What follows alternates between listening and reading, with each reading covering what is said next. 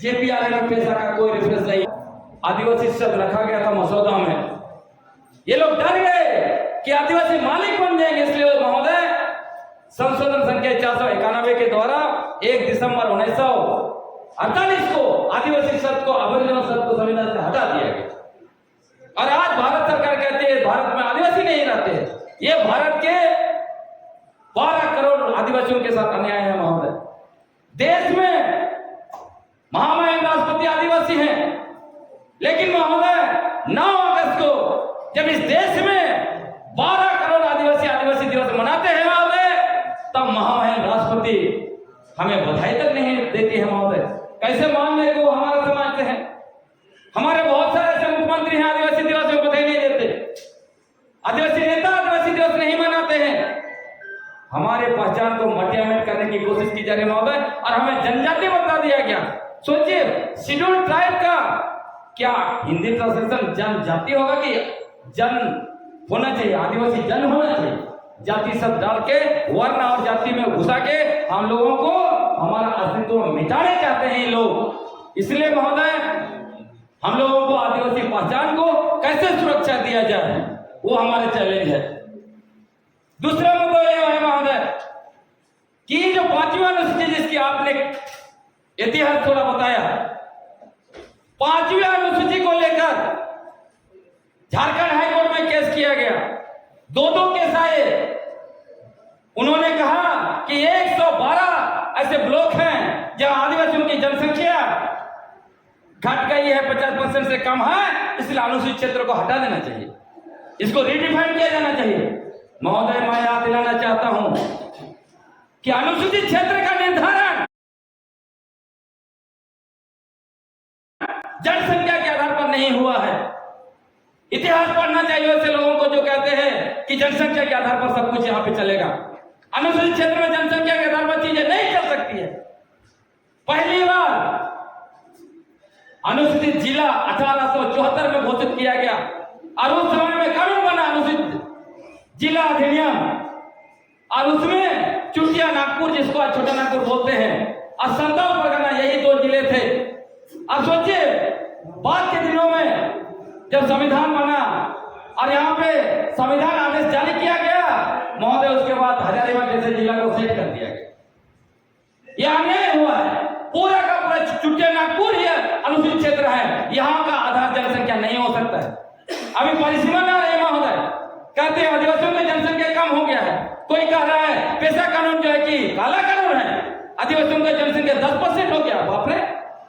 जब आदिवासी इलाके में सुप्रीम कोर्ट में राकेश कुमार बनाम यूनियन ऑफ इंडिया में क्या फैसला दिया है महोदय, उन्होंने वहां कहा है ये इलाके आदिवासियों के हैं, ऐतिहासिक रूप से इनके हैं, और बाहरी जनसंख्या यहां आकर भर गई है।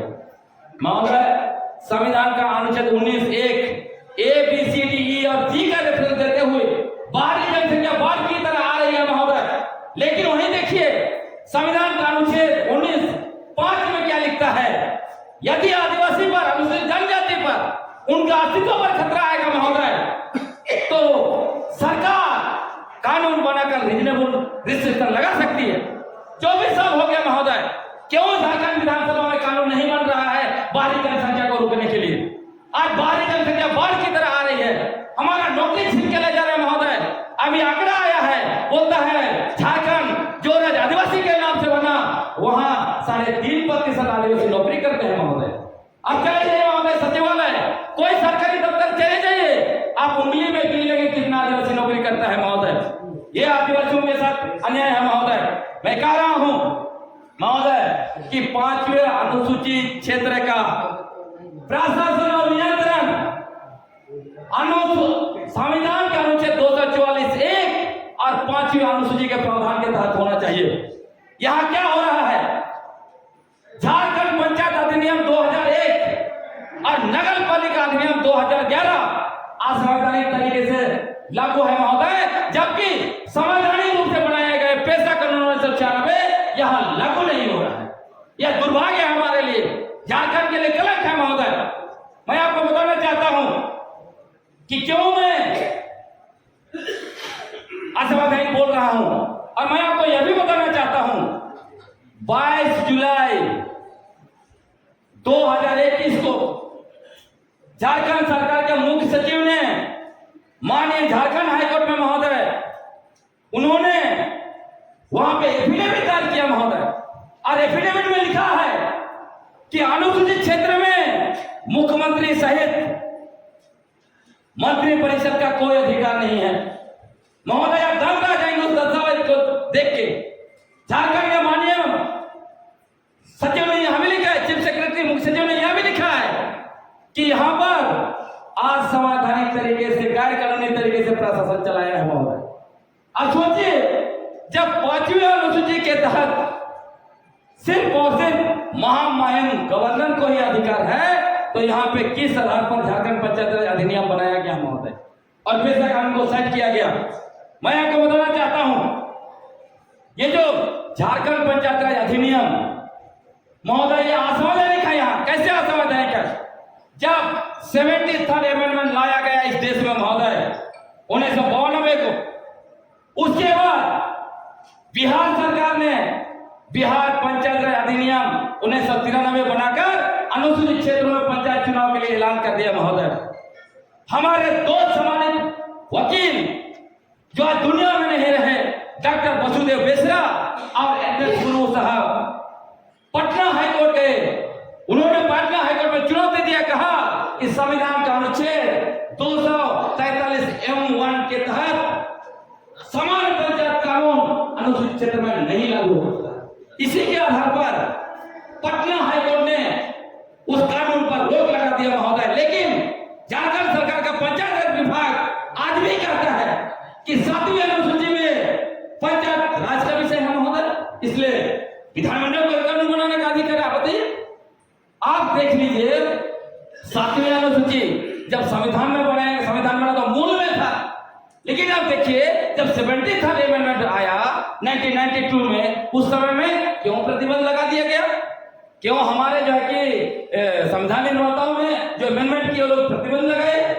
अगर 7वीं अनुसूची का मामला होता तो प्रतिबंध नहीं लगता महोदय। अब इसीलिए संसद को अधिकार दिया M4B के तहत कि संसद ही कानून बना सकता है। लेकिन जब बिहार विधानसभा के द्वारा कानून बनाया गया, पंचायत व्यवस्था इधर नहीं लगा, तो झारखंड विधानसभा ने किस अधिकार के तहत यहाँ पे पंचायत व्यवस्था बनाया और अनुसूचित क्षेत्र में थोपा?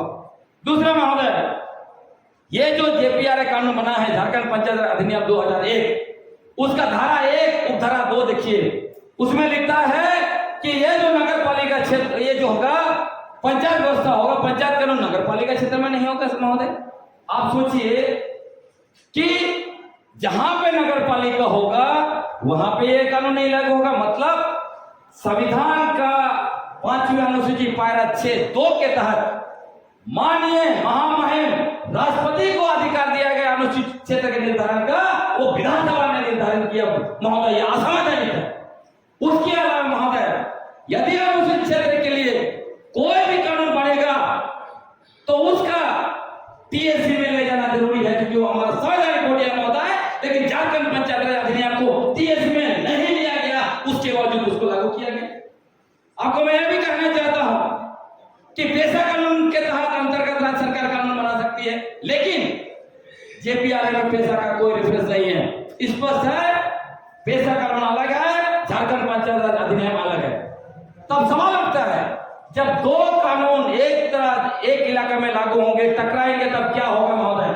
संविधान का अनुच्छेद 254 पढ़ लीजिए, उसमें स्पष्ट है कि संसद का कानून लागू होगा। यदि संसद का कानून को नहीं लागू करना है, विधानसभा को कानून को लागू करना है, उस स्थिति में महोदय महामहिम राष्ट्रपति से अनुमति लेना पड़ेगा।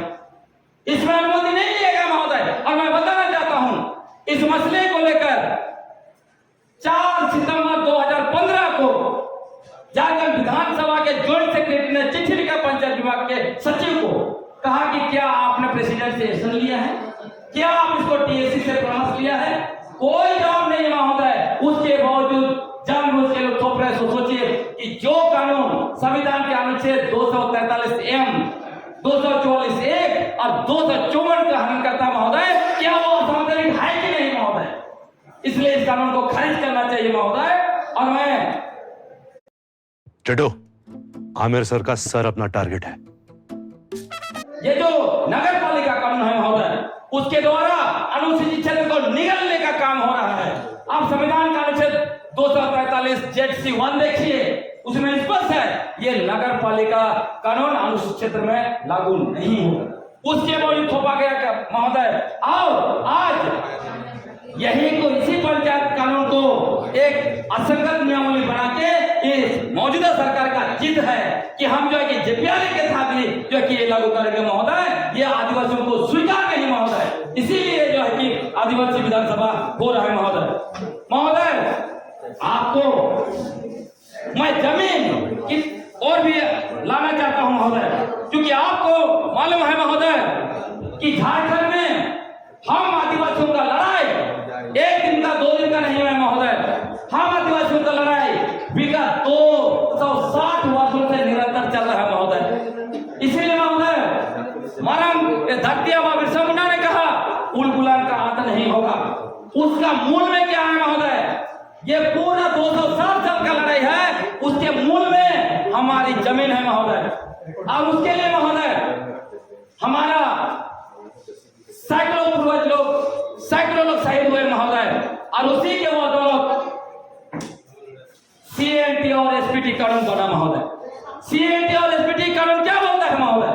आदिवासी का जमीन का आदिवासी नहीं ले सकता है। तो महोदय यह बताया जाए तो किस आधार पर पूरे झारखंड के आदिवासियों की जमीन पर बाहरी लोगों का बड़ी बड़ी इमारतें खड़ी हो रही है, बड़ा बड़ा स्कूल खुल रहा है, बड़ा बड़ा हॉस्पिटल बन रहा है आदिवासी जमीन पर, और यहाँ की सरकार जो हमारी सरकार है वो कुछ नहीं कर रही महोदय।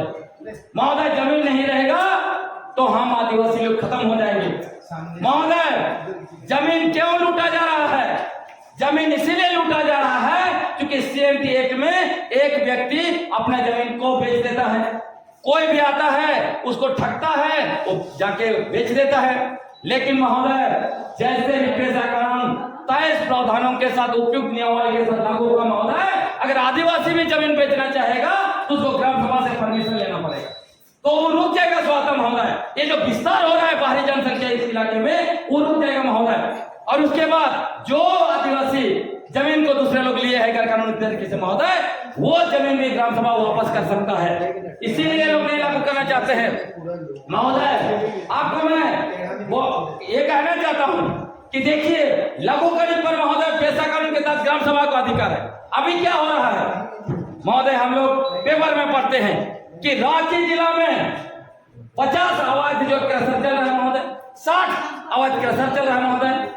जहां पे सरकार है, जहां पे पुलिस हेडक्वार्टर है, जहां पे पूरा प्रशासन है महोदय, वहां किसका हिम्मत है जो पहाड़ के ऊपर में क्रशर चला रहा है महोदय। बालू का मामला है, बालू में मतलब ग्राम सभा का अधिकार महोदय, जो ये लोग नियमावली बना रहे हैं महोदय, उसको भी 1 नंबर और 2 नंबर बालू है। 1 नंबर जो घटिया किस्म का है, जहां कम बालू निकलेगा महोदय, उसको ये लोग दे रहा है ग्राम सभा, और 2 नंबर जिसमें ज्यादा बालू निकलेगा उसको हैदराबाद की कंपनी को ऑप्शन कर रहे हैं महोदय। ये हम लोग के साथ अन्याय है महोदय। 5वां अनुसूचित क्षेत्र में पेशा कानून के तहत शराब की खरीद बिक्री बिना ग्राम सभा की अनुमति के नहीं हो सकता है। लेकिन अभी सरकार दन शराब बेच रही है महोदय, आदिवासियों को शराब पिलाया जा रहा है और उनके जल जंगल जमीन को लूटा जा रहा है, सबको लूटा जा रहा है महोदय। ये षड्यंत्र है, इसीलिए लोग पेशा कानून लागू नहीं करना चाहते हैं महोदय। इसलिए महोदय हमारा निवेदन होगा कि इसको जो है कि हम लोग पारित करेंगे, और जो है कि हम लोग सरकार को बताएंगे। महामहिम लोग कहेंगे वो कस्टोडियन है, इसलिए वो इनको पारित करें। मैं महोदय आपका समय के लिए बहुत बहुत धन्यवाद। और भी सदस्य बात रखेंगे।